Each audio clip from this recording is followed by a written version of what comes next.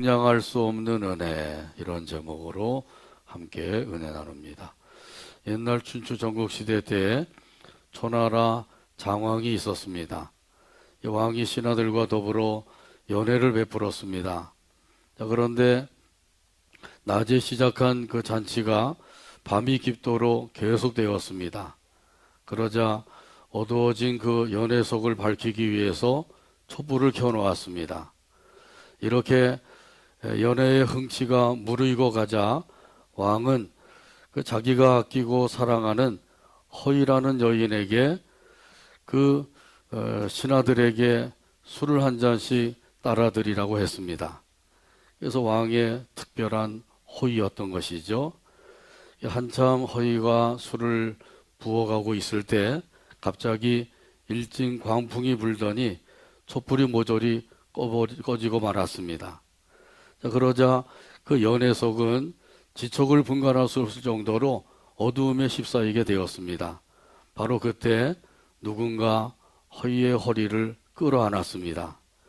그래서 이 허이는 순간적으로 그 사람의 가끈을 잡아당겨서 끊어서 손에 쥐고 몸을 빼어서 왕에게로 가서 이러한 사실을 아뢰었습니다. 이 말을 들은 왕은 이렇게 말을 했습니다.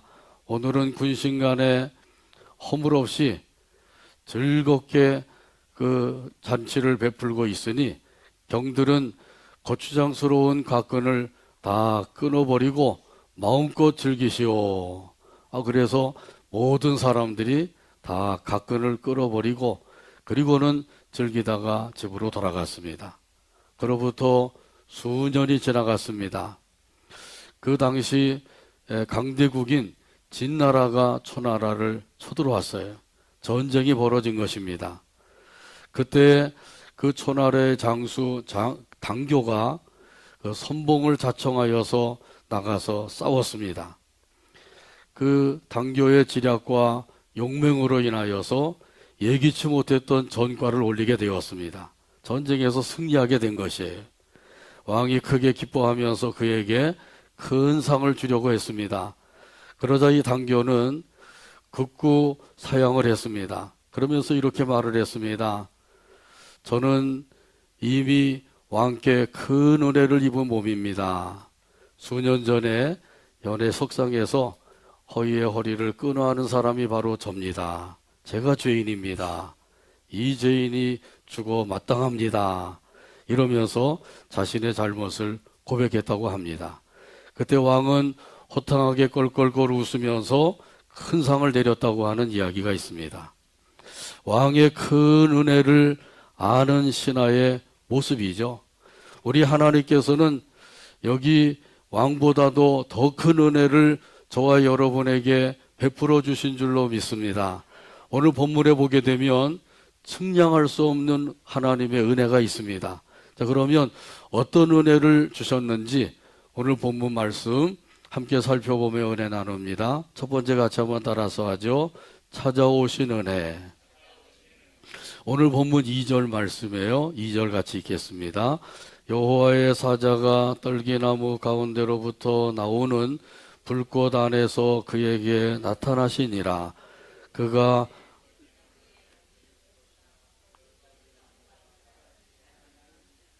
아멘. 여기 여호와의 사자는 앞으로 성육신하실 메시아인 예수님을 가리키는 것입니다. 구약시대 때에는 여호와의 사자가 여러 번 나타난 일이 있죠. 창세기 16장에 보게 되면 그 사례의 학대를 못 이겨서 그 사례를 피하여서 도망가던 하갈에게 여호와의 사자가 나타났습니다. 나타나서 이렇게 이야기하죠. 집으로 돌아가서 복종하라. 그래서 하갈이 그 말대로 집으로 돌아가서 복종하며 살게 된 것이죠. 또 창세기 22장에 보게 되면 이삭을 번제로 바치려고자 했던 그 아브라함에게 여호와의 사자가 나타나서 말을 했습니다. 내가 이제야 네가 나를 경외하는 줄 아노라. 이제야 내가 나를 경외하는 줄 아노라. 또 민수기 22장에 보게 되면 이 발람이 탐심을 가지고 모압 왕 발락에게 보낸 그 귀족들을 따라갈 때 여호와의 사자가 그에게 나타나서 제정신을 차리게 해 주었어요. 선지자의 미친 것을 일깨워 주었다고 말씀하시죠. 또 여호와의 사자가 기드온에게 나타나서 기드온을 이스라엘의 사사로 세워줍니다. 또 삼손의 부모에게도 나타나서 내 아내가 잉태하여 삼손이라고 하는 아들을 낳을 것이다, 이렇게도 말씀을 해주시죠. 이처럼 하나님께서는 장차 이 세상에 사람의 몸을 입고 오실 그 메시아를 여러 번 보여주셨어요. 이것을 통해서 장차 메시아가 오실 것이다, 오실 것이다, 이것을 믿게 한 것이죠. 오늘 본문에 보게 되면 여호와의 사자가 떨기나무 가운데서 임하셨어요. 임하셔서 모세를 만나려고 찾아오신 것이죠. 인간이 찾아가는 것이 아니라 하나님이 친히 찾아오신 거예요. 종교에는 크게 두 종류가 있습니다. 수도 종교와 계시 종교예요. 수도 종교는 인간이 신을 찾아가서 신의 경지에 이르는 것입니다. 대표적인 종교가 불교, 힌두교이죠. 자, 그런가 하면 계시 종교가 있습니다. 이 계시 종교는 하나님이 그 인간을 찾아오셔서 그 자신을 계시해 주신 거예요. 그래서 이러한 하나님을 믿음으로 구원받게 하신 것이죠. 기독교가 바로 여기에 속하는 것이죠. 본래 인간은 죄로 말미암아 타락되고 부패되었기 때문에 인간의 힘으로는, 인간의 지혜로는 하나님을 찾아갈 수도 없어요. 찾아갈 수도 없으니까 찾다가 헤매고 지쳐서 쓰러질 수밖에 없는 것이죠. 이런 연약한 인생임을 아시고 하나님께서 친히 찾아오신 거예요. 오늘 본문에 보게 되면 말씀하죠. 떨기나무 불꽃 안에서 그에게 나타나시니라. 하나님께서 모세에게 찾아오시고 그를 만나 주신 거예요. 하나님께서 모세를 만나려고 찾아오셨다고 하는 이 사실이야말로 하나님의 은혜인 줄로 믿습니다. 은혜 중에 어떤 은혜라고요? 측량할 수 없는 은혜입니다. 그래서 오늘 말씀의 제목이 측량할 수 없는 은혜예요. 모세에게 찾아오셨던 여호와의 사자인 앞으로 성육신하실 그 예수님께서는 저와 여러분을 찾아주신 줄로 믿습니다. 그래서 예수님께서 사람의 몸을 입으시고 이 세상에 오신 거예요.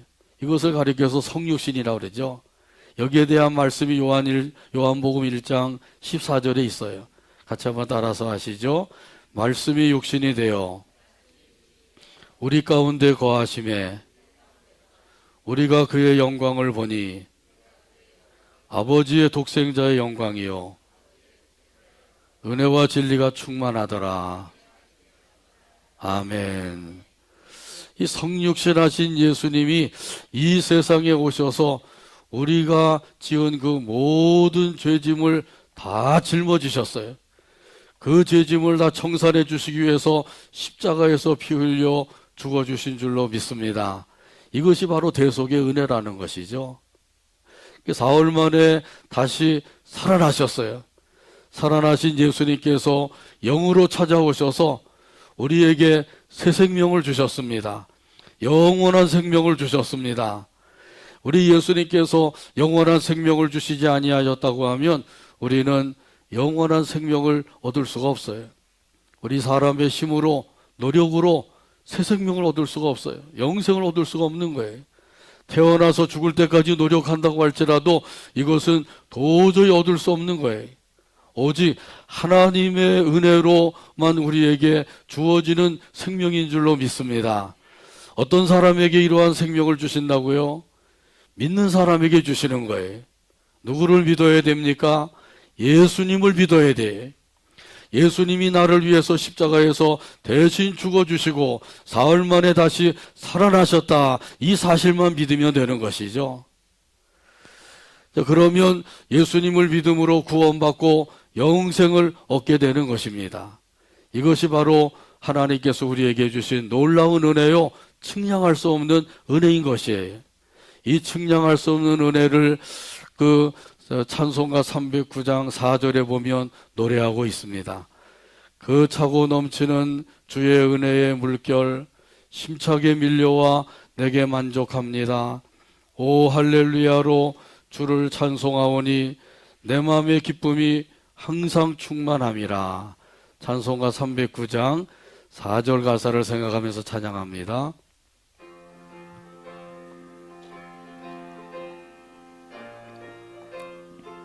그 차고 넘치는 주의 은혜의 차고 물결 넘치는 주의 힘차게 밀려와 내게 만족합니다. 힘차게 밀려와 내게 오 만족합니다. 할렐루야로 주를 찬송하오니 할렐루야로 주를 찬송하오니 내 마음의 기쁨이 항상 충만합니다. 기쁨이 항상 충만합니다. 예수의 사랑 예수의 사랑 예수의 사랑 예수의 바다 사랑 물결같이 내게 임하니 바다 물결같이 내게 영광의 물결에 온전히 쌓여서 영광의 물결에 온전히 쌓여서 내 영혼의 기쁨 한량 내 없도다. 영혼의 기쁨 한량 없도다. 아멘. 두 번째 같이 따라서 합니다. 불러주신 은혜. 오늘 본문 3절과 4절에요. 3절 제가 읽고 4절 같이 읽으시 바랍니다. 이에 모세가 이르되 내가 돌이켜 가서 이 큰 광경을 보리라. 떨기나무가 어찌하여 타지 아니하는고 하니 그때에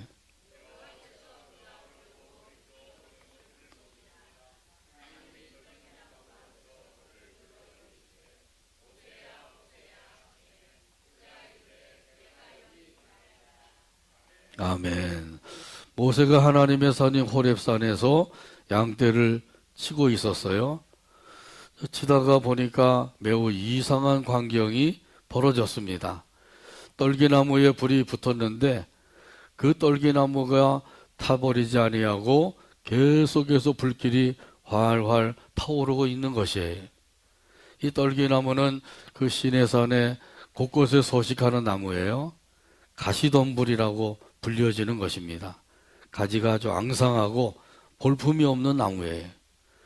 이 나무에 불이 붙으면 한 번에 호르륵 타버리고 마는 것이에요. 그런데 여기에 불이 붙었는데 불길이 활활 타오르지만은 그 나무가 타버리지 않는 거죠. 그대로 있는 것이에요. 잘못 보았나 해서 눈을 씻고 다시 보아도 여전히 불길이 타오르고 있는 것이죠. 그래서 모세가 혼잣말로 이렇게 말을 했어요. 내가 돌이켜 가서 이 큰 광경을 보리라. 가까이 가서 자세히 살펴봐야겠다. 그리고는 그 가시떨기 나무가 있는 곳으로 가까이 가게 된 것이죠. 근데 여호와께서는 바로 이 가시떨기 가운데 계셨고 그 가시떨기 가운데서 모세가 오는 것을 보고 계셨어요. 그러다가 모세에게 말씀하시죠. 모세야, 모세야 부르시면서 가까이 오지 말아라. 이렇게 말씀하셨어요. 오늘 본문에도 보게 되면 말씀합니다. 하나님이 떨기나무 가운데서 그를 불러 이르시되 모세야, 모세야 이렇게 부르신 거죠. 이렇게 두 번 거듭해서 부르신다고 하는 것은 그 상황의 긴박성과 중대성을 나타내는 거예요. 모세야, 모세야 매우 급하게 부르시고 계신 거죠. 매우 다급하게 부르시는 것은 다급한 일이 생겼을 때 부르는 거예요. 이렇게 하나님께서 모세를 부르신 것처럼 창세기 22장에 보게 되면 이삭을 번제로 바치려고 했던 그 아브라함을 여호와의 사자가 급하게 부르시잖아요. 아브라함아, 아브라함아, 그 아이에게 내 손을 대지 말아라. 그에게 아무것도 하지 말아라. 이렇게 급하게 말씀하신 것을 보게 돼요. 이렇게 매우 급한 일이 있을 때 하나님께서 이렇게 거듭거듭 그 이름을 부르시고 계신 거죠. 사도행전 9장에 보게 되면 사울이 예수 믿는 사람들을 붙잡아서 옥에 가두고 그렇게 하려고 대제사장에게 체포영장을 받아가지고 외국 성인 다메섹 성으로 신나게 말을 타고 달려가고 있었어요. 그런데 갑자기 햇빛보다 더 밝은 빛이 그들을 둘러 비추게 되었습니다. 그런 동시에 그들은 말에서 떨어져 땅에 엎드려지게 된 것이죠. 땅에 엎드려져서 소리를 듣게 되었어요. 어떤 소리를 들었나요? 사울아, 사울아, 내가 어찌하여 나를 박해하느냐? 이 음성을 듣게 된 거예요.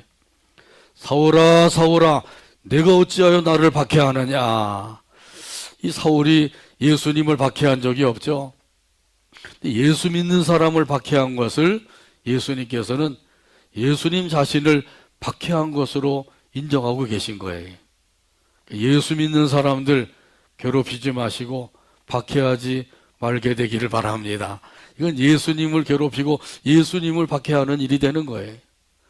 이렇게 두 번씩 부르시는 것은 그 사태의 긴박성과 중대성을 나타내는 것이라 그랬죠. 우리 하나님께서 모세를 부르신 그 까닭이 있어요. 그 까닭이 무엇이에요?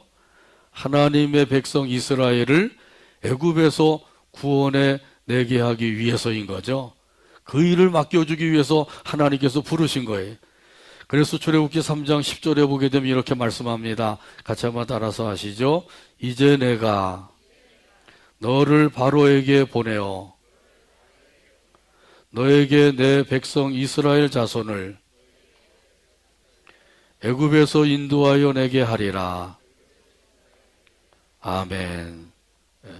이런 일을 맡기시려고 하나님께서 모세를 찾아오셨고 모세를 부르신 거예요. 사울도 하나님께서 찾아오셔서 그를 불러주셨는데 이것은 바로 사울을 구원해 주실 뿐만 아니라 그에게 사명을 주시기 위해서이죠. 내가 너를 이방인들을 구원하는 나의 그릇으로 택하였노라. 하나님께서 말씀하시죠. 이렇게 하나님께서 부르셔서 구원해 주시고 사명을 주신 것, 이것이 하나님의 은혜인 줄로 믿습니다. 어떤 은혜라고요? 측량할 수 없는 은혜라는 거예요. 출애굽기 34장에 보게 되면 모세가 그 돌판 2개를 만들어서 그 시내산으로 가지고 올라갔어요. 올라갔을 때 하나님께서 그 모세에게 자신을 계시하시면서 선포하시죠. 여호와라, 여호와라, 자비롭고 은혜롭고 노하기를 더디하고 인자와 진실이 많은 하나님이라.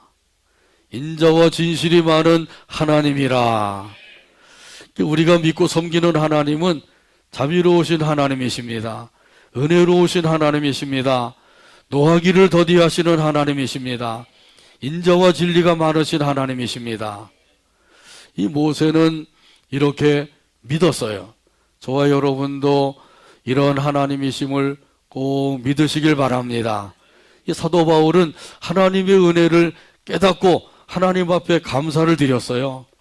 나를 능하게 하신 그리스도 예수 우리 주께 내가 감사함은 나를 충성되이 여겨 내게 직분을 맡기심이니.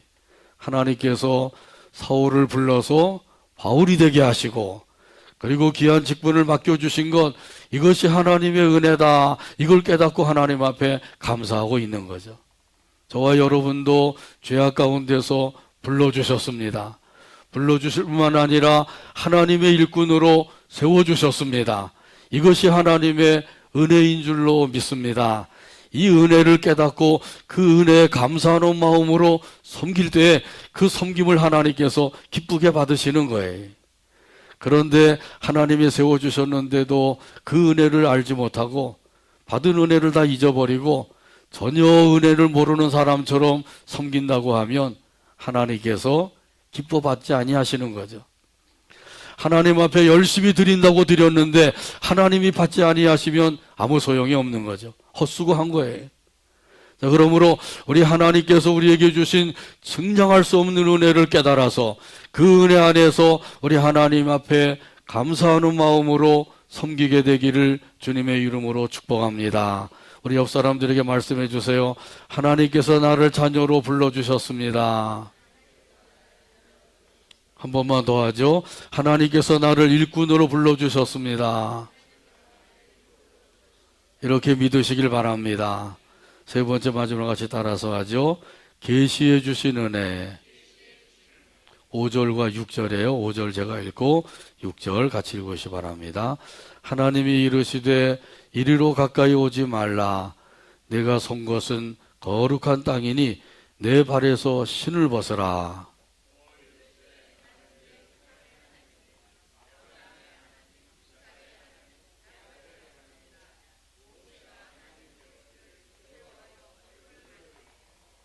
아멘, 아멘.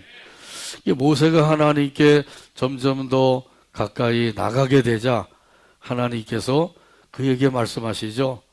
가까이 오지 말라.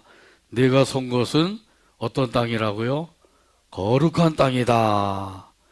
이 땅 자체가 거룩한 것이 된 것이 아니죠. 거룩하신 하나님께서 임하신 곳이 바로 거룩한 땅이 되는 줄로 믿습니다. 저와 여러분에게도 거룩하신 하나님께서 임하여 계셔요. 그렇기 때문에 우리가 거룩한 자가 된 것이에요. 우리가 거룩하지 못했는데 거룩한 자가 되려고 아무리 발버둥 치면서 노력을 한다고 할지라도 그것은 불가능한 일이에요. 우리 힘으로, 우리 노력으로는 불가능한 일이란 말이죠. 그런데 거룩하신 하나님께서 우리에게 찾아오셔서 우리와 함께 계신다고 하면 그때부터 우리는 거룩한 자가 되는 것이죠. 그래서 이렇게 거룩하게 된 사람들을 뭐라고 불러요? 성도라고 부르는 것이죠. 저와 여러분이 성도가 되었어요. 성도라고 하는 사실을 꼭 믿으시길 바랍니다. 이를 믿으면 이 성도로서의 삶을 살게 되는 거죠. 그래서 거룩한 땅이니 내 발에서 신을 벗어라 이렇게 말씀하죠. 여기 신이라고 하는 것은 죄를 의미하는 거예요. 신발이라고 하는 것은 늘 신고 다니면 오물과 먼지가 묻게 돼 있죠. 이 오물과 먼지는 영적으로 말하면 죄를 상징하고 있는 거예요. 그러므로 신을 벗으라 하는 이 말씀은 죄를 벗어버려라 그런 뜻이란 말이죠. 죄를 내어버려라 이런 말씀이에요. 그럼 어떻게 하면은 우리가 지은 죄를 다 벗어버릴 수가 있을까요? 어떻게 하면 되죠? 자백하면 되는 것이죠. 요한일서 1장 9절 말씀 우리가 잘 아는 말씀이죠. 같이 한번 따라서 하죠. 만일 우리가 우리 죄를 자백하면 그는 미쁘시고 의로우사 우리 죄를 사하시며 우리를 모든 불의에서 깨끗하게 하실 것이요. 아멘. 제가 보니까 그 한 사람만 안 따라 하시네요. 그 한 사람만 따라 하시면 다 되는데 이 한 사람은 무슨 생각을 하고 있는지 말씀을 듣지 아니하고 무슨 옛 애인을 생각하고 있는지 왜 따라하지 않으셨는지 모르겠어요. 여기 말씀하신 대로 그는 미쁘시고 의로우사 우리 죄를 사하시며 우리를 모든 불의에서 깨끗하게 하신다. 할렐루야. 이 말씀대로 우리가 지은 죄 하나님 앞에 자백하기만 하면 되는 거예요. 그러면 하나님께서 언제든지 그 죄를 사하여 주시고 깨끗하게 해주시는 사죄의 은총을 부어주시는 줄로 믿습니다. 예수님의 보혈로 우리의 죄를 깨끗게 하시고 정결하게 해주시는 거예요. 우리 하나님은 지금도 거룩하신 분이시죠. 이것을 모세에게 계시해 주셨어요. 그러면서 말씀하시기를 내가 거룩하니 너희도 거룩하라. 거룩하지 못한 자가 거룩하게 되라는 것이 아니라 거룩한 자에게 거룩한 삶을 살 것을 말씀해 주고 있는 거예요. 이 말씀대로 거룩한 자로 만들어 주셨으니 이 은혜를 생각하면서 거룩한 삶을 살아가는 우리 모두가 되기를 주님의 이름으로 축복합니다.